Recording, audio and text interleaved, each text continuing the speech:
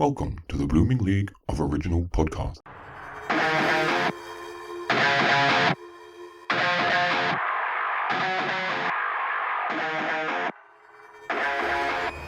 G'day and welcome to another glorious edition of Thrash and Treasure, the torture chamber musical comedy podcast that goes to battle armed with double-barrel shot puns and full metal jazz hands.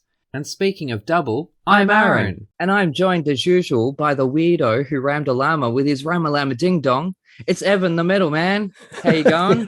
Good. Yep. Anyways, guess where? Where? Oh, it worked. Oh my God, I can't believe that. We have another legendary diva in the classes room today, and I'm so excited. I am wearing my fanciest hat, fitting for this fascinatingly ferocious femme vocale first fashioned her theatrical future in the fine arts through today's chosen fever dream, where she schooled us all in trousers, sunglasses, and a hat before her swinging somersault onto the Broadway stage for Barnum grabbed New York by the juggling balls, which ringmastered an epic career on stage and screen, where even out-of-towners were taken to church by her killer vocals that left us a lucky stiff on the Chicago rink with guys and dolls named Marie, Whoopi, Christine, and Marilyn, after a funny thing happened on the way to the 42nd Street Forum. Wicked.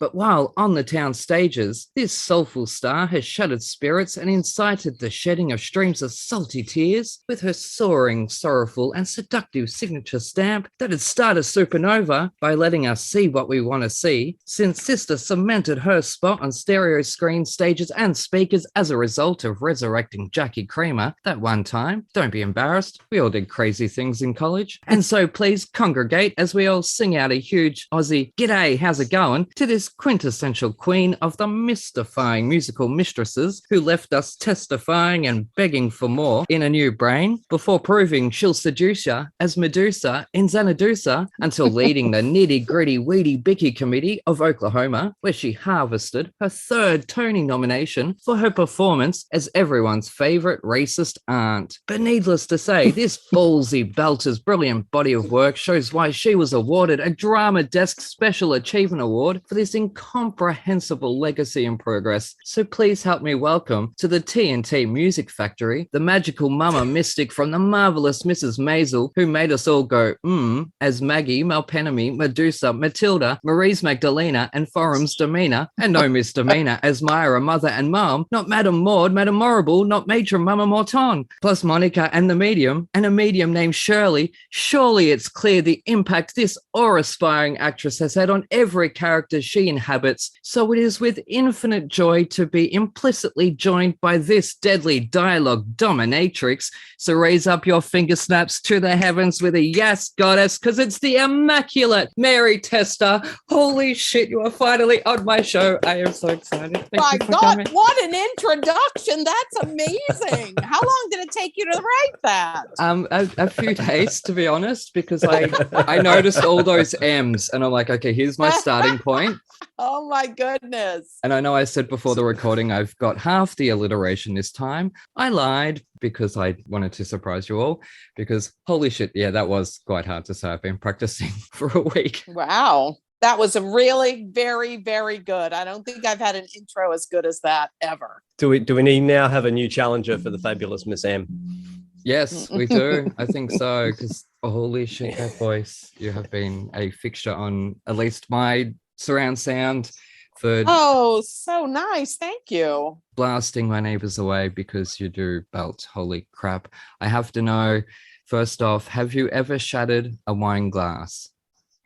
I've never tried. Never tried? Oh. I don't know that I think that the shattering of the wine glass comes at a certain pitch. And I think it's usually in the soprano range, which I can do, but I've never tried it.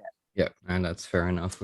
Yeah, depends on the glass as well. You've got to find the resonant frequency of the glass. Also, I could shatter it by just throwing it on the floor while I'm singing. So that would work too. That's true. And it would add that diva flair to the scene as well, because as I exactly. That's exactly right. But yes, no. How are you going? I'm good. All is good here. I've had a couple of months of doing nothing. Yep. You know, in the COVID lockdowns and the trying to avoid COVID, I've had a couple of months of just sort of being in my apartment and relaxing, and I'm actually really loving it, to tell you the truth. Yep. But I'm about to get a little busier. and all was good.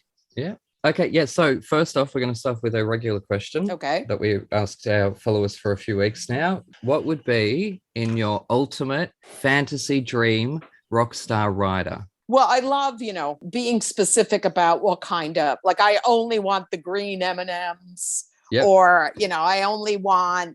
I would probably, even though I don't eat sugar, I would probably say I only want the red peanut butter M&Ms, just the Yep. red ones. No one can look me directly in the eye. I always like that one. That's always a good one. And I need a new pair of high-end designer shoes pretty much every day I'm on the set or on the stage or whatever. Shoes would be great. Now we are talking. That is right up my alley, because one of my dream things would be a new pair of Converse exclusive to that location where I'm in. So, Yeah. I'm a shoe hound, so I would love that. I probably could think of, if I wanted to be like a disgusting diva, I could probably think of a million things to put in a rider. And I'm sure that many superstars do have like a million things in their riders. Yeah. So, but I don't want to take up all the time by making up rider demands. it is about the fantasy. Yeah. In the end, and I would email people that question early, but I figured let's see what's impulsive to this answer, just for the fun of it. I love impulsive. Yeah, I like not to be prepared. That's it. That's kind of my favorite. Now, before we move on to the medal, what is your worst earworm? The worst song that gets stuck in your head. So let's get that out of the way now. Get it all stuck in all our heads. Oh my God. Well, I can't name one, but I will say that whenever I'm working on a new project, usually when you learn the music, all of it runs through your head like all the time, like the first few days that you've learned it. So I'll say that, like, new music that I'm just learning will run through my head all the time. And also when I did Xanadu ran through our heads really a lot. All of the music of Xanadu.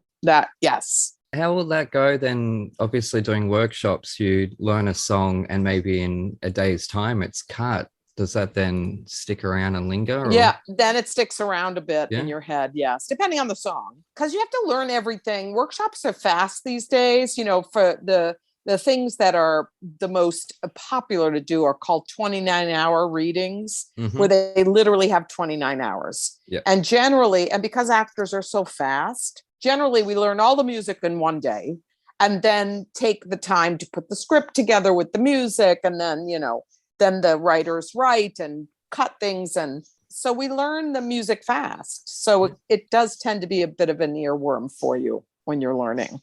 Yeah. Anyways, we'll move on to medals. Speaking of earworms, because this week we did pick a catchy band. Well, actually, I didn't pick it, and Evan didn't pick it, and nor did you, Mary. A friend of the show and your best friend, Alison Fraser, picked today's album. She picked it, yeah. Yep, she picked 3 albums for me to choose from, and one of them was Metallica. We've done them twice. The other one was AC/DC, which, being Australian there, mama's milk to us, really, at the end of the day. So I figured Van Halen, I don't really know. So, it's funny. I'm not a big metal person. If you had asked me to pick an album, I would have picked Pink Floyd, Dark Side of the Moon. Oh, that's not really metal. Yeah. And it's also very familiar for me. Yeah. So that sort of would take away the fun of. Yes, exactly. That's true. It would also take a lot more time than we have. Yes. Yeah. that is a deep album. Yes. Yeah. Well, there is the rumor of the Wizard of Oz, obviously played backwards. The album tells the story or juxtaposed against it. But I can tell this to everyone at home. You put any album on and any movie on, and you're going to find crossovers and parallels. And the music's going to say "Rise Up" as someone stands up, and you're going to sit there going, "Whoa, man, that's totally written for it." It wasn't. It wasn't. You're just tripping at the end of the day. That's all. Basically, yeah. Anyways, Alison chose Van Halen's, oh no, I've ruined the joke for myself. Bugger. Oh no. Women and Children First. So before we get into discussion of it, as I say, I've never really known them. So I've written a review. It's kind of long today. So when I first saw the cover, it looked a bit like Reader's Digestive. And since I wouldn't be able to tell you the name of any Van Halen songs, I didn't quite know what to expect. As we've heard on this show before, familiarity plus legacy doth not a good album make. So would this be a true classic, or more like Diarrhea's Digest? Upon pressing play on the SPO that shall not be tiffied, I found a lot of owls among the lyrics. Ow! But as the long-legged verses began, I noticed, ow, that they were rather verbose, where less is usually more. Van Halen seems less prepared to edit than others. As track 2, Everybody Wants Some, started, my eye immediately twitched. There should be 3 exclamation marks. But as is this track 2, only 2 exclamation marks is strangely satisfying, and the twitching immediately ceases, until I realize this isn't the Richard Linklater film of the same name, and throw in 2 more twitches just to satisfy. Anyways, as the ow lyrics kicked in with the oohs and ees, I couldn't help but wonder if we were about to visit the witch doctor. The oohs, ees, ooh, ah, ahs in such abundance feels, much like the overly wordy verses, to be rather wasteful. And it's like I always say, more than a mouthful is a waste. But jokes aside, Evan, to the side, please. Anyways, as the owls continued to pop up, I had to wonder why they aren't called Van Halen. Some of these banshee screams could sink the Titanic. Ah, now I get the title Women and Children First. Track 3 resonated with me, not only due to the title, Fools. No, really, due to the title. But I digress, just like this track did for 10 minutes before finally kicking in with a yeah, color me surprised, only to find the lyrics could yet again be summed up by forbidden Broadway. Stupid, careless, fictional, nonsensical verpinosis. They probably shouldn't have ignored their teacher. Or this track would also not need to rely on owls, oohs, wees, and ahs. Romeo Delight made me sad. The last time some dude climbed a balcony for me, he was running away from my own stupid, callous, fictional, nonsensical hypnosis. But so far, none of these songs have truly stood out. And upon each listen, apart from the instrumental Tora Tora, I really can't tell any of these songs apart. Is this just a remix album? Oh wait, Loss of Control feels a bit harder, faster. Well, at least that's what she said. But this purposefully directionless track feels more up my alley. Again, that's what she said. And the 2 wordy lyrics actually work. Take Your Whiskey Home starts off with a nice change of acoustic pace, but after the exciting Loss of Control, I worry Van has whiskey dick. But then the bluesy meat of the song kicks in, even if it is still a little flaccid. Could this be magic? No, still whiskey dick.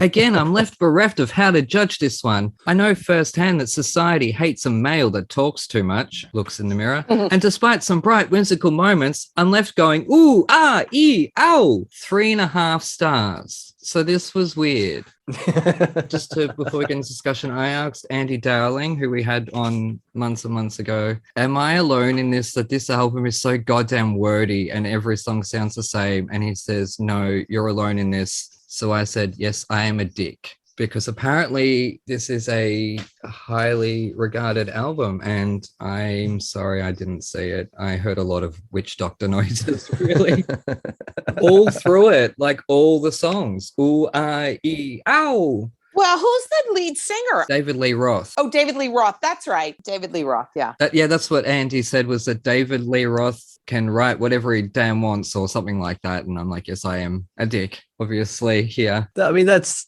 his thing. He squeals and yells, but it's more the live show. He's just a big bundle of energy and is just bouncing around everywhere. Yeah. He's kind of charming, I think, David Lee Roth. He was charming. I mean, they're not singing. And Eddie Van Halen has passed, so he's not around anymore, but they're not doing, I don't think David Lee Roth is doing anything anymore, is he? No, they've had a lot of lineup changes over the years, but David Lee Roth did rejoin them in about, I think it was about 2006. And they had like the original lineup was back again, and they did put out an album with the original lineup. They had done some tours and they were looking at touring, and then of course, Eddie's died and they've called it quits. And they're like, you can't have Van Halen without Eddie Van Halen. No, that's it. We're done. And he was phenomenal guitar player. I mean, one of the greatest guitarists. One of the best. Yeah. Yeah. One of the best. At least one of the reviews for this album's compared the work to Hendrix. But I don't know. I just hear so much more flair and funk in Hendrix. I didn't hear it in not this album in particular. I heard kind of one tune and then a short instrumental, which sounded different. But then Loss of Control was harder and faster, as I say, but it just petered out with acoustics. So I'm sorry. This wasn't your favorite album. No, and it's a shame because there is roots. Well, I could hear punk in there and I can hear rock and roll in there. Two things I love. And I just don't think in this particular album, the L's and the Oohs and the E's seem too simple juxtaposed against the very wordy lyrics that were a lot of the times would just be two lines and then the chorus, especially Everybody Wants Some, which I'm surprised I haven't heard that before, since I did know that the movie was named after a rock song. So I don't know how these guys got past me. I mean, if I had to choose a Van Halen album, I probably would have gone for 1984. I knew you were going to say something like that. Yeah, which has Jump and Panama and Hot for Teacher as well. They were huge. Hot for Teacher, yeah, that's pretty huge. I know that. Yeah, yeah, I know that from Glee. God, how embarrassing! Oh God! Oh, okay. Hide my face. Oh no, how embarrassing. David Lee Roth is widely regarded as one of the greatest frontmen as well. Yeah, charming. He's just a phenomenal on stage. Yeah. He's just an amazing performer, character. He's like a cartoon character. He's just flamboyant and huge. And like, what's his name from Led Zeppelin? No, not Led Zeppelin. What's his name? Steven Tyler. Yeah, they're just larger than life. Aerosmith. Yeah. Thank you, Aerosmith. Yeah, I have an album and I have an Aerosmith song on my album. So yeah, I did actually listen to your album. Yep. But yeah, Van Halen, they've been around for, I think in total was about 42 years, 12 albums. Yeah. And certainly in the early 80s, they were, the biggest band in the world quite easily. They were earning the most. Their main sort of stories was that was it Steve Wozniak was organizing the US Festival and got Van Halen to headline that. Steve Wozniak from Apple. Yes. Okay, yeah. I know that because of Pixar and Kathy Griffin. He reportedly paid them $1.5 million to play that show, which in 1980, whatever it was a lot of money. Yeah. That was a lot of money. Yeah. That was, it's the most any band had ever been paid for hour and a half gig. But yeah, the Van Halen brothers have been playing together since like 64 in their sort of high school bands. They officially formed though in 78, just a cover band doing house parties and wherever they could play basically. And again, there's a story of, in Pasadena, California, you'd look around, where are Van Halen playing? There's always a house party somewhere. Apparently they don't do it so much anymore, but if Van Halen's at a house party, if some idiot was stupid enough to open up their house, 2,000 kids would show up and there'd just be cars for blocks. And, there's a story of once they start playing, they're on a timer because the cops are coming. The noise complaints are going to start. Right. Yeah. So they make sure they got the band on, as late as possible because then the timer's on. And there's a story of like the cops showing up and they're going, "You guys were so loud, we didn't know what block you were on. We started 4 blocks away, looking for this party." Oh, I love it. Yeah, they've just done everything. They've been everywhere, been around the world, God knows how many times. Just, it doesn't get much bigger than Van Halen. And you don't get, I don't know where you've been. I mean, they, like I said, that working. I'm a big fan of the David Lee Roth era. Working since I was 9, Evan. In theater and then writing a screenplay at 10, 11, 12, 13 years old. I spent doing that. By 15, I filmed it. That's what I was doing. So sorry. It'll make you feel better. I didn't really listen to Van Halen that much either. That does. My tastes were different. My musical sort of awakening was Leon Russell and Joe Cocker. So I'm in a different sort of place. But I can appreciate Van Halen. I have seen them. Yeah, oh, wow. And I have seen David Lee Roth and Eddie Van Halen, so I can appreciate. Nice. Yeah, well, they're not going to see them again, unfortunately. So. No, not anymore. Everybody is gone. Mm-hmm. Although I have to say, I mean, this is off subject, but I thought the Super Bowl halftime show was pretty great. That was. Although, why did they hire the company set designer? That's what I'd like to know. I know. Isn't that weird? It was a strange set. And also the people that were sitting with their, only saw their backs, which was sitting on the other side of the stadium. But I thought the show was really great. Yeah. Oh, that's right. Yeah, they did. I only just clicked. I did watch the show and I only just clicked. Yeah, they played to one side. Yeah. 2 problems with it, though, before we get back into Van Halen. It was just a performer comes out, sings a song. There was no chance for any of those performers to showcase their body of work, which is what the Super Bowl halftime show is meant to be. And none of those songs flowed into one another. I don't want to hear the bloody audience screaming in the middle of a song while you get prepared for the next one. Look at the Madonna set that she did. That was 12 minutes of pure adrenaline that did not stop, and she did not stop through that. That's what I want to see. I want to see a medley. I don't want to see song.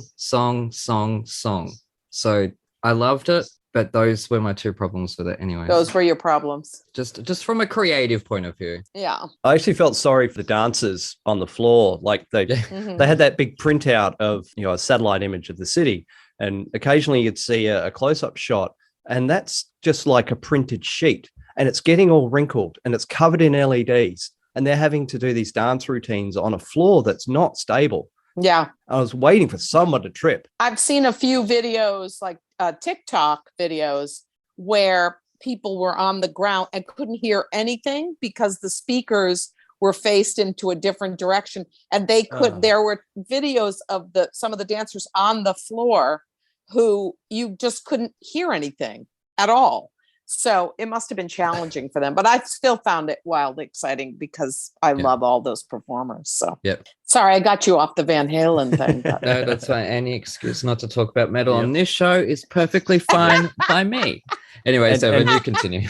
Well, I was going to say, finally, we've come full circle with your fantasy writers, because the brown M&Ms was Van Halen, and for a reason. It was so that the venue was doing their job properly. Full stop. Making sure they're doing their due diligence and paying attention to what they needed, and it was more about the structural integrity of the stage. Yes, that's what I said. Has the lighting being done properly, and they would specifically, they'd ask for a bowl of M&Ms in one section, and then way later make sure it was only brown ones, or remove the brown ones was in a different section, making sure that all the people were doing, all the different departments were communicating with each other, because they'd ask for a bowl of M&Ms in one paragraph, and then remove the brown ones would be somewhere else later in the rider. So they're making sure that all the different departments were actually communicating with each other. And if they went in and saw that there were brown M&Ms, they would then go and check everything themselves. And it was in their contract that, if there were things that not up to scratch, there'd be compensation, or, they'd get it done. Wow. So it was actually a really sensible thing they did. And that's why I defend it. And generally, if they weren't paying attention, they would then take that as a license to, trash the green room. Yeah. Because that's very metal. That's metal. Yeah. Right. Oh, they caused a lot of damage over the years to hotel rooms. The classic, all the classic stories you've heard about things getting thrown out of windows and furniture being glued to the ceiling. That was Van Halen. That was them all the time, and all the backstage shenanigans and the women. David Lee Roth was notorious for. He figured out that the security guys would have zones for the crowd, and they go, section 7, row 5 is a troublemaker, and they'd know where to go. David Lee Roth figured this out, and he's going. He would then go to a roadie and go, section 5, blonde hair, striped top, get her a backstage pass. So he'd use it in order to pick out girls from the crowd to make sure they come backstage. Right. Wow, That's totally appropriate in these post-Me Too times, Evan. Goodness gracious me. It was early 80s. That's what they did. That's what was happening. Yeah. And that's still happening. They would literally have the roadies sign the backstage passes, so he knew which roadie gave that pass to that girl. At the end of the night, he could check the signature, and that roadie would get a bit of a bonus. And so would he, apparently. Now, I wonder, because the movie Almost Famous is autobiographical, with Cameron Crowe's childhood writing for, teen years writing for Rolling Stone. Is it Van Halen that he was following? Because I know there was it's based off a true story. I don't know the answer to that. I should have looked it up. Yeah. But then again, it was all pretty much across the board. But I think that happens with I think that's happened with every rock star, every, Yeah. Every single one. Almost Famous, is that with the Rolling Stone interviewer travels with the band Yes. while sort of in the pretense of writing an article on them? Yeah, a young boy. Is on the yes, yes, I have seen it. Based on Van Halen, yeah. Well, it's based on sort of every band like that. Yeah, I know, but there was a particular band that he did follow. I just can't remember what it was. Oh, don't know off the top of my head. Yeah, I don't know. But yeah, I wouldn't be surprised. Yeah, there's supposed to be a musical version of that coming out at some point, which I think that might actually work if it's got good music. Hope it does. But yeah, no, look, I'm sorry, I was never really on the, I would say, the Van Halen train, but I guess the Van Halen convoy. No, I not like the Who. And now, like the Who, the influence of that didn't even come from my parents, like Buddy Holly did. It was my own exploring music. So, like, and all the other bands that I found along the way, and then getting into the punk scene as well, learned a lot there. But my brother and sister listened to heavy metal like Metallica and Guns N' Roses, Skid Row, Motley Crue, Pantera and Sepultura, Megadeth. I can pick those bands out because that's what we listen to. Apart from Hot for Teacher, which, as I say, I know from Glee. So I don't know how you say, like, where have I been? And I made a joke. Well, it wasn't a joke, but it's the truth that I've been working. But it's not as if I haven't been paying attention to music my whole life from a very, very young age. So I guess it just wasn't. That's all right. I mean, that's the beauty of art and music and dance, and everything is subjective. It doesn't necessarily mean that everything is for you. So it's whatever speaks to you, you know? I just find it weird. Like, how did it get past me? Because so much does. Like, I listened to everything from the Andrews sisters through to like Kim Petras. Yeah, I'm flabbergasted by this, and that's why I was expecting so much going into the album. You hear their name, and it was like Ozzy Osbourne and Black Sabbath. I hadn't heard any of their songs either, but I know their name and I know their legacy and right, the impact that they've had on the industry. So, and even when I read the name David Lee Roth, I'm like, oh, okay, that makes sense. Like, that's who he is. Because if you would have asked me who he was, what band he's from, I probably would have said like Foo Fighters or someone, which I know is Dave Grohl. Don't everyone come at me at home. I you all love Foo Fighters. The whole world does. I just don't listen to them. I don't get it. Oh. I was actually surprised listening back to this album how many songs were like from my childhood being blared down the hallway from Gareth's room, basically. Yeah. Like, could this be magic? Or I distinctly remember going, what the hell are you listening to? You know, because it's like nearly like a sea shanty. Who's Gareth? Is that your brother? My older brother, who, you know, okay, who basically forced, you know, metal on everybody else in the family.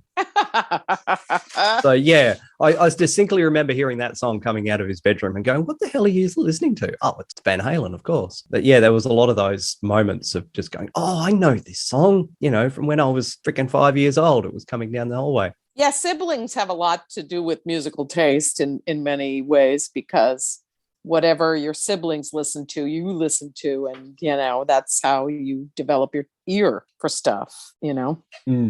All in all, all I have to really say about Van Halen is they are quintessentially California. Not that I've ever been to California, but no, it does not surprise me that you've never been to California, Evan, because a few weeks ago on this show, you said either they're from California or Los Angeles. And me being a shithead totally left it in the episode because I thought it was so funny. I realized later what I'd said. Yes. Well, I'll tell you, having been to both, Los Angeles is its own place, and then the rest of California is all, you know, is something else. So you weren't far off there. Anyways, I think now we're ditching the van, hailing a taxi to an ad break. Oh, that's why does it get a groan? I literally had the name of the band perfectly in a sentence. Evan, you do a better job. Anyways, we'll be back after these messages, or this message.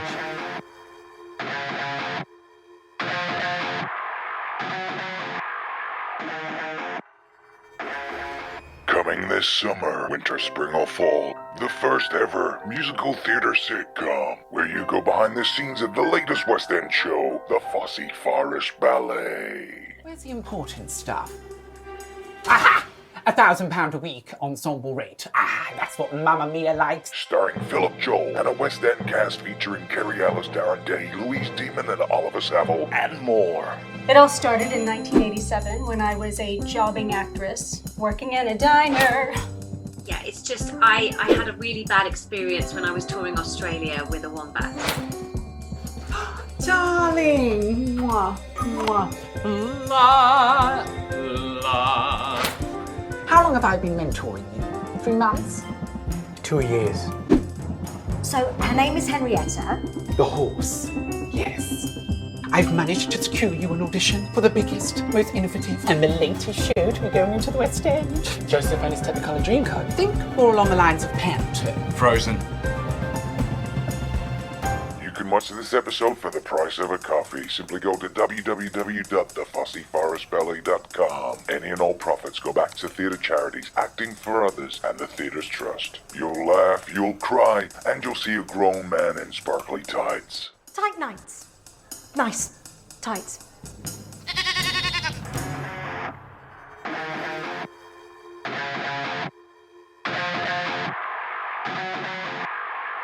Anyways, we're back with Thrash and Treasure. I'm Aaron, that's Evan, and we are joined by the remarkable Mary Testa. And I am so excited that you are finally on my show after having Alison on. Why, thank you. I'm happy to be here. I'm so thrilled when you said yes. Now, you just say you're happy to be here, which brings up the question, has there been a time on stage where you've had to fake it till you make it, till you got off stage? You have?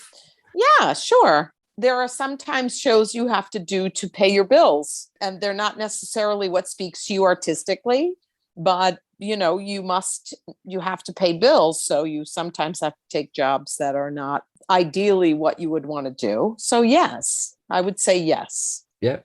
That's it. But anyways, we'll move on, because one of your earliest musicals, as you've said before, that you didn't intend to get into musical theater, you just happened to fall into it. You happened to fall into A Pair of Trousers. That's right. Which Evan has reviewed. Now, we did this, it was our Christmas Day episode of 2020 with Alison Fraser. So we had the original gangster Trina on the show. And now we have Miss Goldberg to hear what Evan thought, to review it in front of one of the original cast members who left her stamp so remarkably on this show. Evan. Yeah, well, what is this, 1979? This was, Yep. We are going back a fair way. Was it written by William Finn? Mm-hmm. That's correct. My main title that I've written is it's just absolutely bonkers. Mm-hmm. Yeah, that's also correct. Yeah. It's just so out there. I don't think anything else sounds like In Trousers or the whole three, because I have listened to all three. Yep. But mainly In Trousers I had on repeat a fair bit. And then I got caught into the trap of the 1985 rewrite, and everything's all out of order. And then I think in 91 they did it again. So it got a little confusing. I'm trying to, it was mainly listening to them to try and sort of really get the scope of what the story was, in the order. So yeah, I watched the 1985 production. There was a university production or something.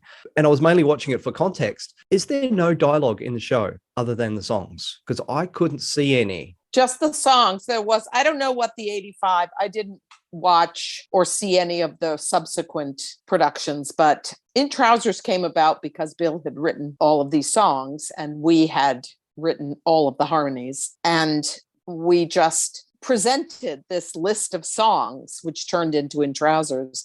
It was basically not that much different. So it was the story of Marvin, who was gay, and all of the stuff around him. So it was bonkers. And Bill, it was the first time he was a new voice. It was no one had ever heard anything like this or seen anything like this. And it was very exciting. But a lot of people tried to make sense of what it was. And I think the glory of it was that it didn't always make sense, but it always made you feel something, which I think is really interesting. So I don't know what they did in the subsequent productions. I didn't know they moved the order around and stuff. Yeah, they took like 4 songs out and added 5 new ones and moved things around, and Yeah, not a good idea. and it just got really confusing. But no, the 79 one definitely feels more coherent, even though the 85 was an attempt to make it more coherent. Right. I think the 79 one certainly, it was fine. Just, Yeah. Leave it as is. Can I just butt in, Evan, and say that, Mary, you just did the Oklahoma revival, I did. which managed to completely update that and turn it into something sexy, apparently, without writing a new song for it. Nothing was changed. Nothing was changed. The only thing that was different, the script was exactly the same. There were some things cut. We didn't have a chorus. It was just 12 principals. So that was out of necessity for the cast, the setting. Okay, it wasn't to update the show. No, there was only one dancer who danced the Dream Ballet, but the numbers were not done in a way with like big production numbers. They were done simply with a bluegrass band. And everything was done very simply, very sparely. And it made that show resonate in a great new way. Yeah. Without changing anything. Yeah. And that's why I bring this up, because you don't need to change things in order to modernize them, as in change the lyrics or add in a new song or cut a whole bunch of songs unnecessarily. Obviously, that was for a reason. There was no ensemble. So it just shows you it's very similar. I've said this before, but it's like Shakespeare. The script to Oklahoma is a really good script. Yeah. It's a really good examination of people at that time and racism and community and all of that stuff. So you can put it in a lot of different settings like Shakespeare, and it will resonate differently for different audiences. We had a fair amount of people who absolutely hated the fact that we did of the way it was done, because they wanted to see their Oklahoma the way they've always seen their Oklahoma. And I would always say, you can go anywhere in the country and see Oklahoma, and any community theater, any regional theater, you will never not see Oklahoma. But, I was very proud to be part of Oklahoma that resonated in a different way. Yeah, that's it. So anyway, sorry, Evan. They didn't need to do that in 85 is why I bring that up. Right. I'm sorry they did that. Yeah, it was fine. And as usual, they take out songs that you like, like Your Lips and Me got taken out. What? No. Yeah, it did. There was a whole list. There was a good 4 or 5 that got taken out, and then they like reprised the Giddy Seizures, and yeah. No, didn't have to do that. Well, it's interesting. The score of In Trousers, the published score, has not us as the original cast. Oh. Even though we were the original cast. They have the Jay Sanders played Marvin, and they were listed as the original cast, which they were not. But, it was a different time then. So, yeah. Shit. Miscrediting Broadway performances has been happening for decades, Evan. Yeah, kind of. Yeah. Bloody hell. Yeah. That was one of the annoying things doing my research into you, Mary, is that you credited in all the stuff that I'm not allowed to listen to yet, because I haven't done it. We do a different musical every week, and I can't just suddenly go and listen to Wicked because we haven't done it yet, Yeah. Oh, yeah, I wouldn't. I mean, I'm not on any of the recordings of Wicked, so I was like this Madame Morrible number 872. So, something like that. Yeah. Yeah. And even that's generous, I think. Yeah, exactly. Yes. Yeah, I've had Wizard Going Down stuck in my head all week. Marvin's Giddy Seizures stuck in my head. There's so many cool songs in this. What I could glean out of that, there's, as far as I know, no dialogue in between. So the songs are the show, which is, I think, the first time I've come across a musical that's done that. Yeah. There's usually a little bit in between to kind of give you a bit, but this is purely song to song to song. Now, I am wearing a hat. Is that, the juxtaposition of, being in trousers, men are in trousers, women wear hats, like, I thought it was a wedding. That's what I got from it. I think that's part of it. Yes. I also think it was a formality, like being a formal thing. I mean, I was the teacher who he raped. I mean, so I think there was a formality. And I can tell you, even though I was very much a big part of the show for quite a while, I couldn't tell you what everything means. I just went along with, you know what I mean? I just kind of went along with it. We just performed his stuff, and we had worked on it for quite a while and sort of molded it in many ways. But I think that I'm wearing a hat is, I am untouchable. I am untouchable. I am in a different category from you. I am something else that is formal and you cannot taint in many ways. I have to admit the YouTube comments on that song, because obviously the album's on YouTube, like everything is illegally. It's a bunch of people asking, what is she wearing again? Just over and over again. And like it starts off like, oh yeah, that's funny. But the more you read it, it actually gets really, really funny. It's that Sideshow Bob stepping on the rakes. And the longer he steps on the rakes, the funnier it becomes. It's just people questioning what you're wearing in this song. Because I keep saying I'm wearing a hat. Yeah, because you keep saying it. But I actually love that song. I think it's such a Sunday morning. It's beautiful. It is. It's really a gorgeous song. I think the score is lush. There's moments of it feels like the opening titles of a telenovela. That's what it sounds like, very lush. What I love about In Trousers is that it's still affecting people, and that a whole host of very young ladies and gentlemen are really just affected by it, really moved by it. And I love that. I mean, still to this day, it has an enormous fan base. And I think that's spectacular, Because it's a coming of age story that isn't posed as a coming age story. Right. It's poetic. Yeah. And it's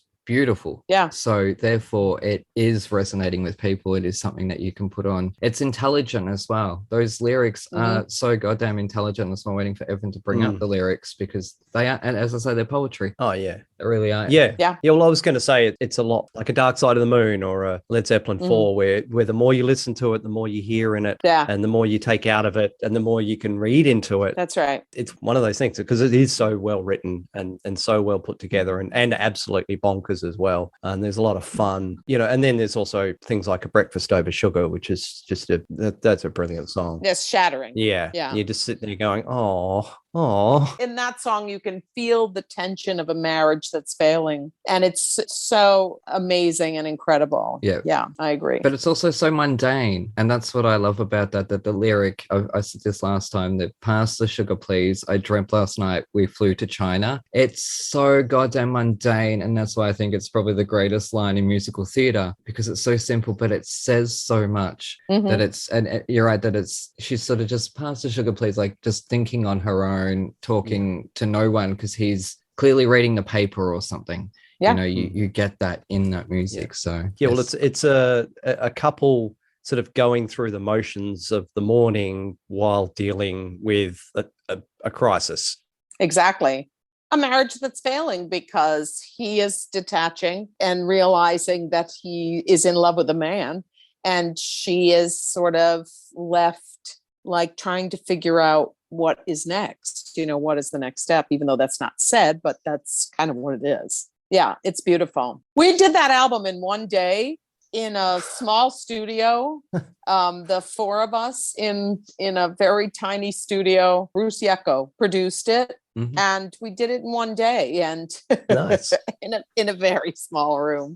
So yeah, long time ago. And we were thrilled because they were making cast albums of big things, of Broadway shows, but they weren't making cast albums of small off-Broadway shows. And so it was wonderful that Bruce produced it, and it was preserved, and has gone on to create like a whole new range of fans every day. So it's wonderful.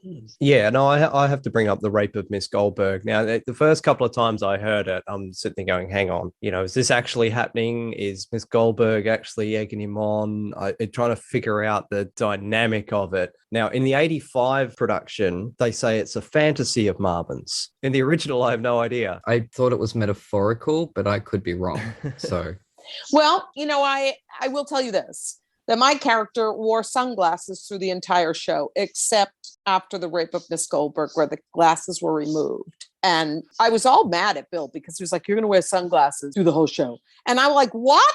I mean, my eyes are one of my best features. What? You're going to cover my eyes up? I was really pissed off at him for a while. And then that moment where the glasses are removed, and it was only a moment, was really like a great moment for me as an actor to then be uncovered Mm. for a moment and let that resolution hit, so it was really great. But it didn't make me happy at first when he told me. I was like, are you kidding? I have a feeling that's just sunk in for Evan, because the look on his face when you mentioned the sunglasses and taking them off, his face lit up. Yeah, no, well, I don't think they did that in the 85 rewrite. They probably didn't. No. Who was in the 85 one? Well, this was just a Utah University college production that I saw. I don't know about the professional one. Oh. But I don't remember Miss Goldberg taking the glasses off. And that would be really poignant if she did. Yeah. So, yes, that makes way more sense. The change of the character, the life-changing moment of taking her blanket away from her. Yeah. Her shield. It was just one moment. Yeah, I wish I had been around in 79. You were, but you were 4. Well, wish I had been able to see it. Yeah. Be able to see it, dude. You were in New Zealand at the time. Yes, exactly. Is that where you guys are? You're in Australia or New Zealand? I'm in Melbourne. He's in Perth, but he's from New Zealand. So okay, got you. yes. Okay. Yeah, but we're on opposite ends of the country. And the only other thing, I was doing research on William Fenn, and there was a comment somewhere about how he permanently lost his singing voice. And I don't know if this is. I don't know who to. I couldn't find any more information. The shower, the showers. The shower, and I'm going. Hang on, how do you in a shower scene? It said. So, what did you actually have a shower on stage? And I'm just. They do that. We did, but it was scrubby dubby dubby. Look at Marvin take a shower. Yeah, he was standing in the shower. But Bill, he didn't lose his voice then. Wikipedia is wrong again, Evan. That's why I didn't trust it. And I read the interview that cited. I actually did search up the citing of it, and it still didn't make sense. I don't think that's true. I mean, Bill used to sing when he was younger, like beautifully, and he sang his own stuff. But he would, he'd scream a lot too. He was never a trained singer. Yeah. Then I was thinking, what was he playing Marvin himself originally? But he did play Marvin originally. Yeah. All right, because again, not credited. In the workshop that we did at Playwrights Horizons and Upstairs Theater, Bill was Marvin. And then when they gave us a main stage production, that's when Chip came in and Bill directed it. Right. So that clears up. Yeah, as usual, Wiki's full of crap. I knew that there was something off there. I told you, don't use Wikipedia. I wasn't. I didn't trust it. It didn't sound right. That's a weird thing. I'd never heard that before. Maybe that's a story he told. I don't know. I don't know where that came from. Yeah. Again, you read the citing in it, and it's not even. It's with an interview of William Fenn, but it's not something he said. It was something an interviewer said. So. How interesting. I don't even know. But so they did the shower scene on stage with water. We did the shower scene. Yeah. Chip would stand in a tub, and we had like watering cans kind of, and we would get him wet, and the water was cold.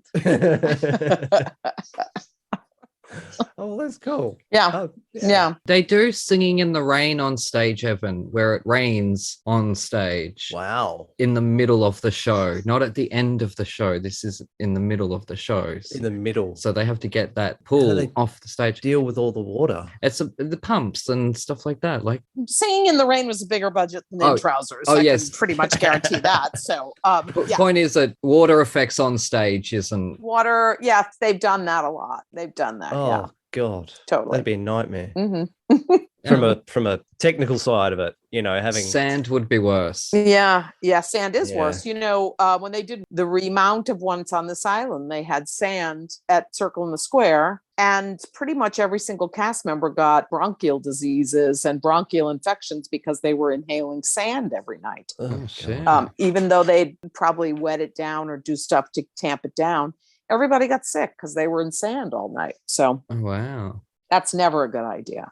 No, I don't like sand, full stop. I live near 7 beaches, Mary, and I'm not going near any of them. Get that stuff away from me. Why? Oh, that's lovely. I love the water, but it's the sand. It gets between your toes and up your bum and everywhere you don't want friggin' sand to be. It's like glitter. That's true. Sand and glitter are just, no, thank you. Yeah.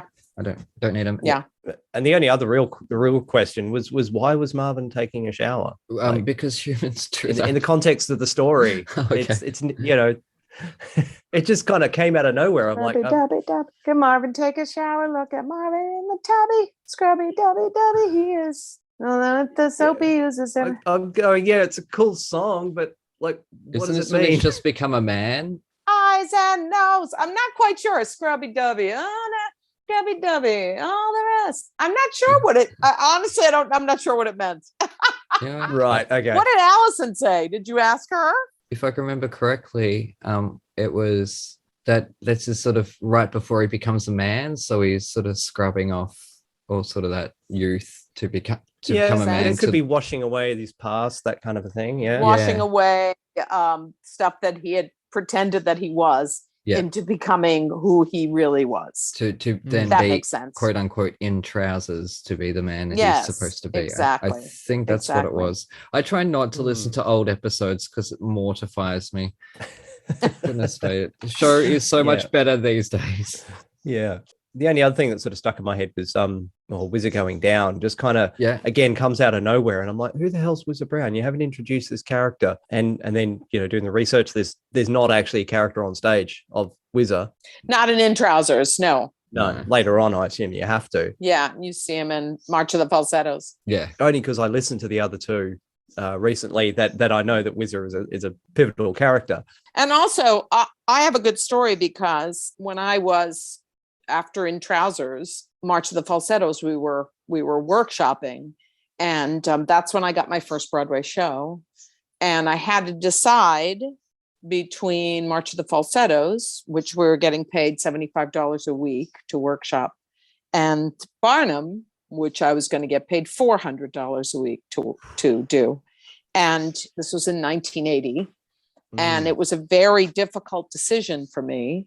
But I realized that I had gone into this business. I needed to be able to pay bills, and I needed to take the Broadway show. And so I left March of the Falsettos, and Bill was very angry with me and didn't speak to me for a year. But so my character, which they then tried to put other people in, but Miss Goldberg had no place ultimately in March of the Falsettos. And so I think it all worked the way it was supposed to work. And then she was gone. And so it was interesting how life happens and how stuff happens. But that's how that happened. I wonder if I had not gotten Barnum, if I would have still been in March of the Falsettos and everything would have been different, Yeah. But that's what happened. Okay. Yeah. Again, I was saying with the with all the different rewrites and different organizations, the Wizard Brown just kind of comes out of nowhere. I'm like, who's Wizard Brown? And I got from the '79 production, I got the impression that it was a high school friend. This is something that happened in school. Yeah, I got that impression too, just from the past 20 years listening to this. That makes sense. Yeah, that's, he added this experience at school and then hooks up with him later. But then the 85 one, they moved Wizard Brown to near the end, after I Feel Him Slipping Away. So it's, he's already an adult at that point. And then in 93, they put it right before A Breakfast Over Sugar. So again, already married and Wiz has entered the scene. But yeah, it makes more sense if it was a high school friend, if it was all happened in high school. So yeah, I don't know. Well, In Trousers is high school, related. So that makes perfect sense. Although that's not the way it tracks, but that makes perfect sense. Yeah, because there was a good portion of my life that I thought that Miss Goldberg was blind, and that's why she had sunglasses. A fair assumption. Like, I don't, we've said it millions of times on this show before, I don't pay attention to lyrics unless I'm actually forced to, Van Halen, but when I listen to something over and over and over and over again, obviously you learn songs and stuff, but it's when I sit down and think about things, then things click. But I don't always really sit down and think about other people's work. I'm sort of usually thinking about my own work and ideas and stuff. But I'm curious, so what job does Marvin have? Because I know in March he brings home bacon. I don't think it's ever defined. No, it's not. No. I think that's subjective. I bet you could maybe he's a lawyer. Yeah, I get the impression he's a white collar professional of some kind. Yeah. Yeah. Maybe he's a finance guy. Yeah. Who knows? I don't know. I've never thought about it until this week. Yeah. So, okay, Evan, a score. Yeah, all in all, yeah, this is absolutely bonkers. Going back to the original title, I don't think there's anything else that sounds like it other than the other two. Again, I haven't heard A New Brain because I'm not allowed to yet. Oh, it's beautiful. But if you were to look Finn's work, it is so deeply personal to everyone who listens to it. It is funny. It is quirky. It sounds great. Like the songs are catchy. They're beautiful. The ballads. I can actually listen to William Finn ballads. I even watched The Adventures of Tom Thumb and Thumbelina a couple of weeks ago, which was a animated movie that no one saw, that Finn wrote the songs for that. I even sat through that just to hear more of his music because he does not get the love in the public eye, in the broad sense that he deserves. I agree. I've been inspired by just the boldness of his work in the lyrics. That there is, like I say, I didn't know until last year that Alison had actually written a line, that the pass the sugar please, that utterly mundane line that really doesn't belong in the world of musical theatre with our jazz hands and our high kicks and stuff, but it totally belongs because this is what we're doing. We are storytelling, we're telling emotions, we are telling, we are bringing the audience into this box, a lit up box. It's the most ridiculous concept. Like, we literally, you sit there and you're watching people prance around on stage in costumes pretending to be something else, and yet his music makes you feel so incredibly much. And yes, so sorry, I'm such a fangirl. I really am. I'm very happy to hear that. I'm very happy to hear that. And I have to say, you know, I love working with Bill and I love doing his stuff. And there's a handful of people that I really love working with, and he is definitely one of them. So there's no one else like him, and his name's not on everyone's lips enough. Obviously, the Falsettos revival in 2016 was popular. It was popular enough to get a pro shot, for crying out loud. And then it's obviously Putnam County, which is probably his most mainstream success out there. And even that's, again, a one-act show. Very funny show. Very funny, but only one act or something. And it's just, I don't think it's long enough. There's not enough of his music in it. There really isn't. But I get a 3-hour epic in the Marvin trilogy. I get this start, middle, and an end that is told so poetically and so beautifully. And sorry, Evan, it's your moment, not mine. Yeah, no, that nails it, really. He's so clever. The music's clever, it's smart. The lyrics are clever and smart. It tells a story. And it's what a story. And a story that's, I'm sure, you know, repeated many times over with a lot of people who listen to it, obviously. You know, people struggling with their identity and actually making a change and doing something about it. And, it's brilliant. It really is. Wow. There's so many good songs, and there's so, like I said, it's just so clever. And you find yourself, like, again, I'm listening to it at work and, you know, dancing around to Wizard Brown, and you know, it's just, I don't want to know what that looks like. Aside from what the song's about, you know, it's just so bouncy and catchy. He is very, very clever. Yeah, I'm gonna have to give it a 4.5. Yay! Something like that. It's just because it's so unique. It was actually reminding me again of Mary and Max, where it just doesn't sound like anything else.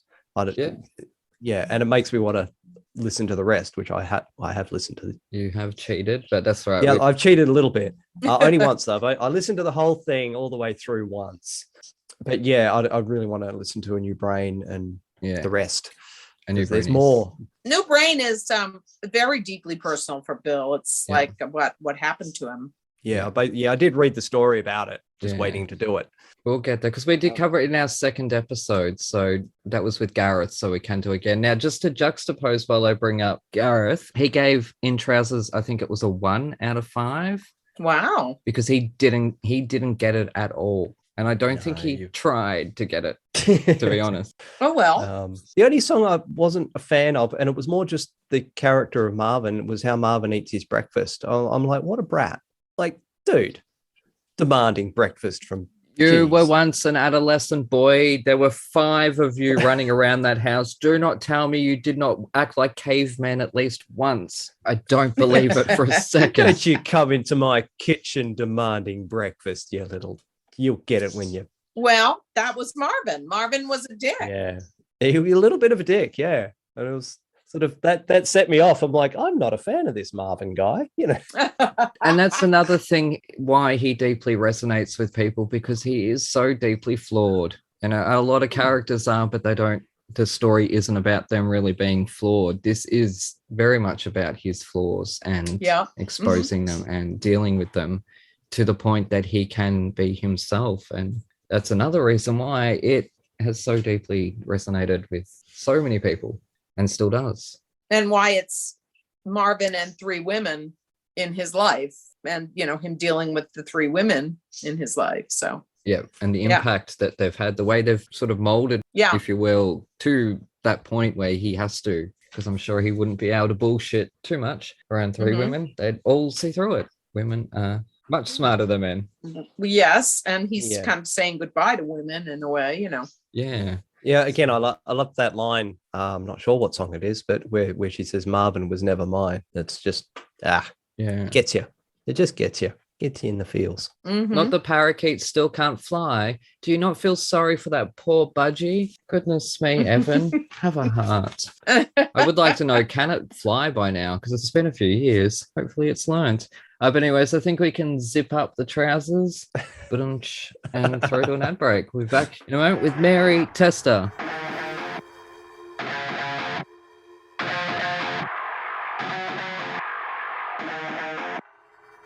G'day listeners, Aaron here. While you're topping up your coffees, did you know that you can support our show and go on a fantastically scary adventure at the same time? Go to www.thetonistantales.com/bookstore to grab your copy of The Toniston Tales, a darkly funny Aussie trilogy about a young boy who rescues injured animals in his spare time and the roller coaster ride he's taken on by a literal fish out of water.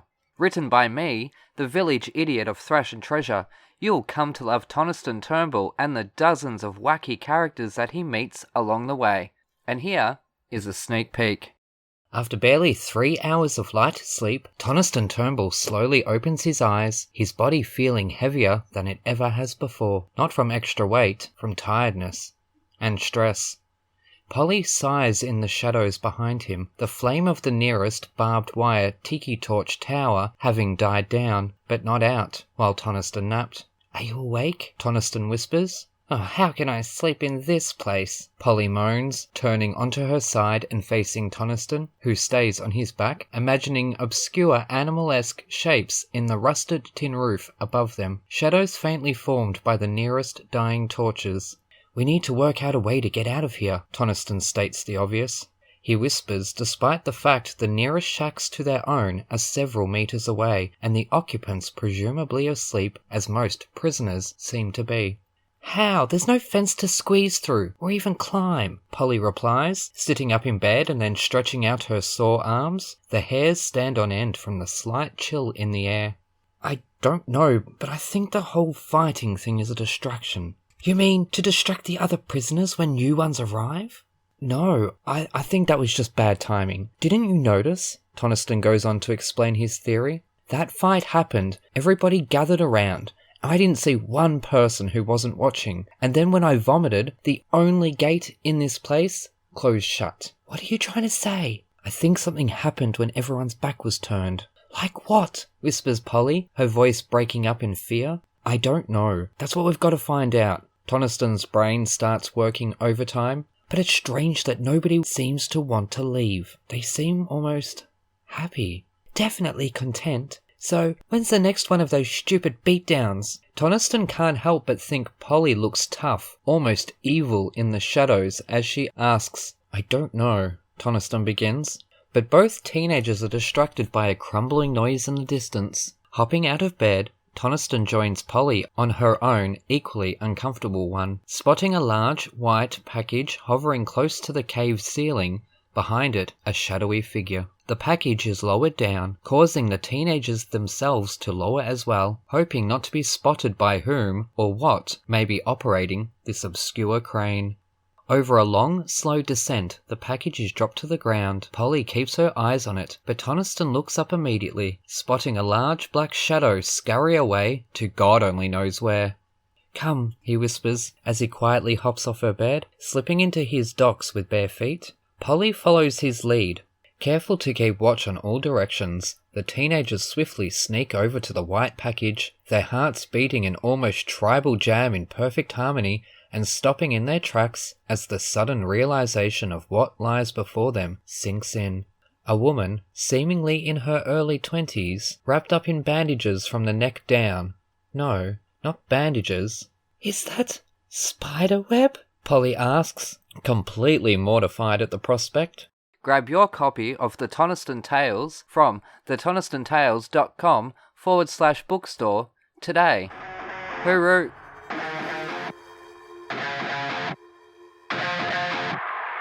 Alrighty, you're listening to Thrash and Treasure. I'm Aaron, that's Evan, and we are joined by Broadway legend Mary Testa, who is a friend of the show, and now you are a friend of the show. And now I'm a friend of the show. Yes. That is absolutely remarkable. I am no longer 1 degree away from Mary Testa, and Evan, you are 0 degrees away from me.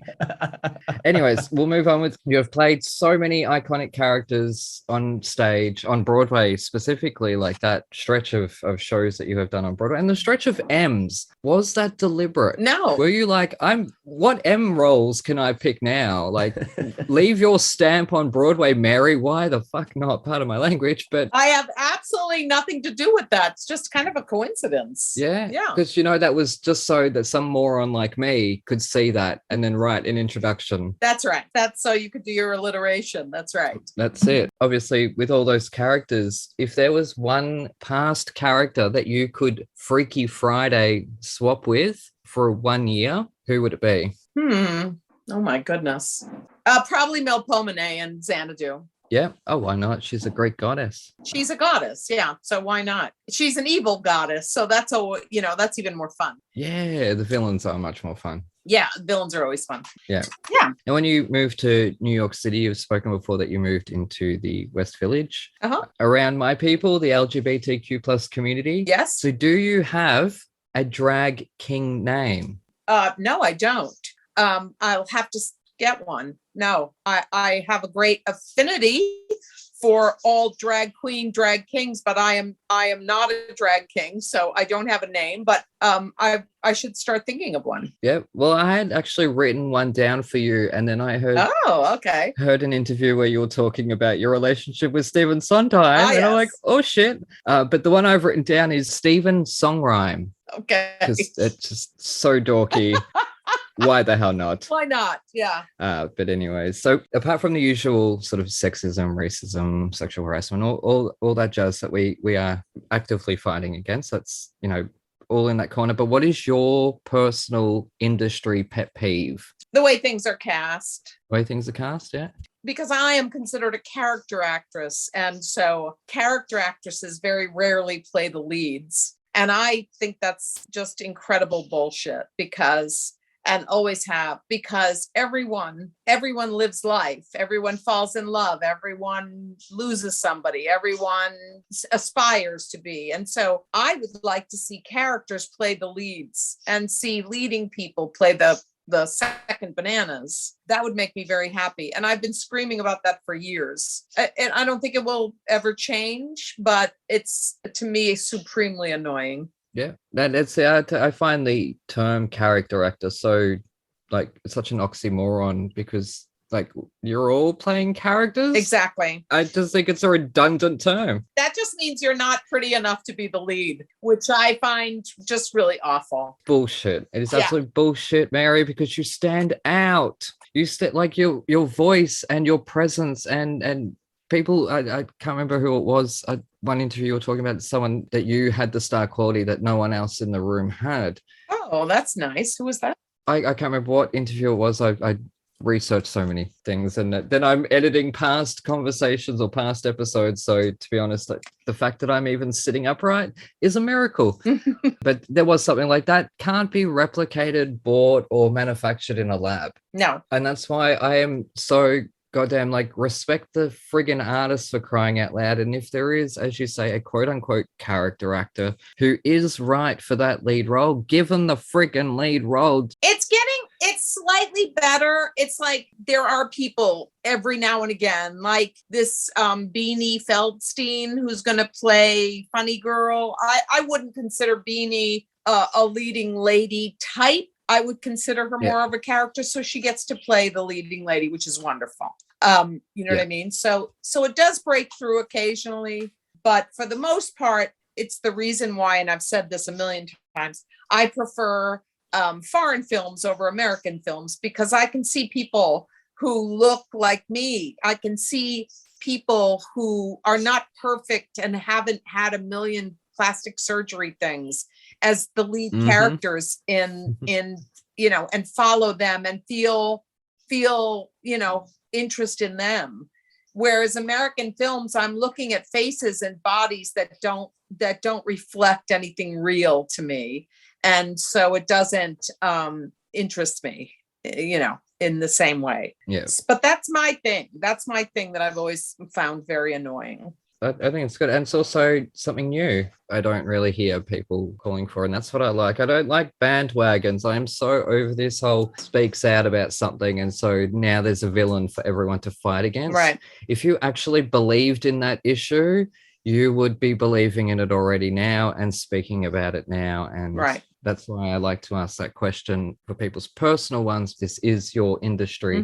After all. Now, I noticed that you had done a short film called The Mother and won an award from the Melbourne Indie Film Festival. I won a couple of awards, Best Actor awards. Yeah. Yep. Yes, on the indie circuit. Yes. Yep. So have you been here? No.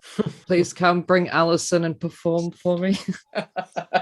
I will pay whatever I have to. I will beg. I will sleep with whatever producers I have to in Melbourne. Please, let's get these brilliant legends to Melbourne. Someday, I hope that's true. But for me, I have a dog and I don't ever want to leave my dog. So it's hard to get me to go anywhere. Because I am going to go to London and I will be taking my dog to London. But that's only like an hour longer than California. So that one's doable. Yeah. Across the pond, really. This is across the other side of the world. Exactly.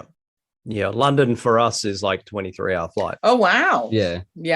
Well, no, for you from Perth. Well, for me, yes. They go directly there. From me, we have to go to Dubai first. Oh, wow. See? Or to Perth, which is 6-hour flight or something like that away. Yeah. Now, back on sort of fake it till you make it. How important is diplomacy between friends in this industry? Like if you see a show that Alison's in that you think, Are you telling her or? No, probably not. No? I learned my lesson. I'm a very honest person and you always know how I feel when you see my face, but I've learned the lesson that when you go and see friends' shows, if you don't like them, you don't say, I didn't like this, you don't say that, because all you do is be supportive and find something positive to say, because it's not helpful. It's not in any way helpful. Then if somebody asks you later on, what did you really think? Then you can maybe be diplomatically honest. But I mean, we just went to see, Alison and I both went to see Flying Over Sunset at Lincoln Center. And I emailed Michael Starobin, who is a dear friend, a brilliant orchestrator, and, my collaborator. We have an album together and we've worked together many times. And I was very, just said, Michael, you make everything sound so much better. It just was wonderful. And he asked me, what did you really think? Did you really like it? And I said, I liked some of it, yes, but I did not really like the music. And he never answered me. He never answered me back on an email.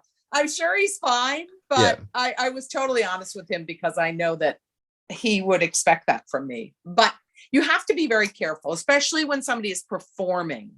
You cannot tell them the truth right after a show. You have to be politic. You can also tell when somebody doesn't like something. I mean, as a performer, I've had people, you can tell. They don't say, they go, okay, you could just tell by their faces that they didn't like it. But it's all good. Yeah, it's usually something like, "Oh, weren't the lights pretty?" Yeah, or I saw you up there. I saw you. Yeah. That's it. So I welcome it. In terms of writing, I signed up to be critiqued. If one of my friends isn't gonna like my novel, honestly, like that's completely fine, because I know that it is subjective. It really is. And it's also, as I've said before, it is the alchemy of a situation. It just might be whatever situation that someone might have gone to see a show in a bad mood. That's right. Or whatever, and they just didn't like it, or the performance that night was bad, or it was just the jokes in the script missed the beat, so therefore no one found the whole thing funny, and then it bombed or whatever. There's all sorts of factors. I don't think it's as personal as what people take it to be, because we're in this game for this reason. When we can't all be good 100% of the time. That's right. A lot of the times when I see something, I really rarely ever blame the actors. It's usually the direction or the script or something like that, because the actor is the bravest thing you can possibly imagine. You put yourself out there, and good or bad, you are really putting yourself out there. So I respect that. And it's the director that makes most of these decisions and signs off on the decisions that the actor's making. Haven't I said this before, Evan, about high school productions? Don't judge the kids on stage. Judge these bloody adults that think they know what they're doing, that are ripping off the Broadway designs and quote-unquote choreography. I just want to state that I'm not at all suggesting, Mary, that you have ever gotten a negative critique. Oh, I've gotten horrible. Before I stopped reading reviews, I've gotten some. What made me stop reading reviews was many years ago. I had done a show for the Encores series at City Center, and I had done the Ziegfeld Follies of 1933, and I had all the Fanny Brice material to do, which is not particularly funny. It's only funny if you're Fanny Brice. And so after the whole thing was over, several months after, I was reading New York Magazine one night in bed, and the critic was just an awful man. What's his name? He's since passed away. I can't think of his name, but he was New York Magazine critic, just legendary, awful man, and had given me good reviews in the past. Said something about, there were two people in the show that he mentioned, poor such and such and such and such, that had to put up with Mary Testa, who either went hideously over the top or sank miserably to the bottom. And I was laying in bed reading this, and I was just like, oh my God. And the show had been finished for like 3 months. And I was so fatigued by reading that I threw the magazine down. And the next day I said, I'm never reading another review again. And I canceled my subscription to New York Magazine. John Simon. That's his name. John Simon. I've never heard of him. So. Oh, well. There we go. Okay, now I'm so interested in your response to this question. Another ongoing one that we've asked a lot of guests. What has been your experience with standing ovations, especially in the past, say, 20 years or so? Have you noticed a change in audiences, how they're reacting? Pretty much every Broadway show, they stand at the end of every show, pretty much. So I think a standing ovation really counts when it's off Broadway. Yeah, because they don't stand as often. Then if they've stood, then you're really done something. Broadway, the norm is that they stand. Yeah, I don't like it. Makes my eye twitch, Mary. Why are you standing? Why are you standing for freaking Mamma Mia? Goodness me, sit down, go home. Well, I know, but that's usually any Broadway show. I saw a Broadway show today where everybody stood, but it was a really good show. Just out of curiosity, what did you say? I saw Hadestown today for the first time. Oh, wonderful. I want to see that. Is it good? I thought the second act was really good. Yeah. It's a great company, and yeah, it's very good. Yeah. Yeah, awesome. I hope that actually comes to Australia. If we're going to get that, it'll be like Melbourne Theatre Company or something. I don't think we're going to get a proper tour of it. Yeah, I was just wondering if Ratatouille the musical is going ahead. I have absolutely no idea. I mean, that was just an amazing thing that came together. Yeah. But I don't know. I mean, It's got you credited, and I'm like, did it actually happen? Because COVID. It was on TikTok. it was a TikTok musical. Oh, It was all put together. It was really incredible. It was put together somewhere in Germany, and then it raised over $2 million for the Actors Fund. nice. Oh, that's all right. Lisa did something good. Did you see it? I haven't because I stay away from TikTok, but Evan's more inclined to. Oh, come on. I don't even have Facebook. It's like I don't like it have bloody TikTok. I just saw the name Ratatouille the musical and immediately think, hey, that could work. That could work really well. I think I saw something where Andrew, who played the sort of young lead in the TikTok musical, he played the one with the rat. He wasn't the rat. He was the young chef. Linguini. Yeah. So I think I saw something that Andrew was doing a workshop or something. So maybe they will. I don't know. Yeah. First of all, I have to say that I love TikTok. I'm very entertained by TikTok. But the music was really great that all of these young kids wrote for this musical. So you should watch it. It's on YouTube. All right. Look, if Mary Testa's telling me to do something, I'm going to have to do it. It's like Dave. And I'm in it. And you're in it too. I was more than happy avoiding it for the rest of my life. Thanks, Mary. You apparently have a whole list of things you have to do now because of your guests. I do. I haven't had time. It's editing episode after episode and preparing for them. And next week we've got another icon on the show. So there's another pressure on the shoulders to do good. So I hope we did good today. You're only as good as your last show. That's what they say. I'm sure you'll be fine. So this was a good show. I hope you had a good time, Miriam. I had a lovely time. Thank you so much for asking me. I'm so honored, really am. Thank you. This was nice. It was great fun, and you really did your homework, and I appreciate it. And it was very nice to meet you both. Yes, no, it's an absolute honor to have any of these guests on this silly little show where I'm making a fool of myself from before we even start recording. Now, where can people find you on the social medias? I am on Instagram. Yep. It's at marytesta.actress, I believe. Yes. I was actually just quickly wondering, I was looking up that you were in the rink. Are you on the original cast recording of that as well? No, I stood by for Liza Minnelli. Bugger. Oh, wow. Gotcha. Stand by for Liza. God, is that intimidating? And that was early in your career too. It was 1984, yeah. I wasn't the original standby. A woman named Lenora Nemitz was the original standby, but then she left and I was hired. I'm just curious, and I didn't want to ask it in the bulk of the episode, but whatever happened to Joanna Green? Joanna is not performing anymore. She got married, she has kids. I see her on Facebook. Oh, good. But she's not an actor anymore. Yeah, but she's still around, is what I'm saying. She's still around, yes. Yeah. That's why I had sort of tried looking up her resume if she was still acting, but no, oh well. I'm not quite sure what she does. I think she's I feel like she does something with literature, but I'm not quite sure what. Every now and again we sort of communicate with each other on Facebook. Awesome. Oh, lovely. Oh, that's good. Oh, the whole gang's back together, as they say at the end of Grease. Yes. Which brings us full circle from the Rama gag at the start of that. But anyways, you at home, you take care, and we shall see you next time. Hooroo! Thank you so much. Awesome. Thank you so much, Mary. Yes. Thanks for having us. It's been a... Like quicksand!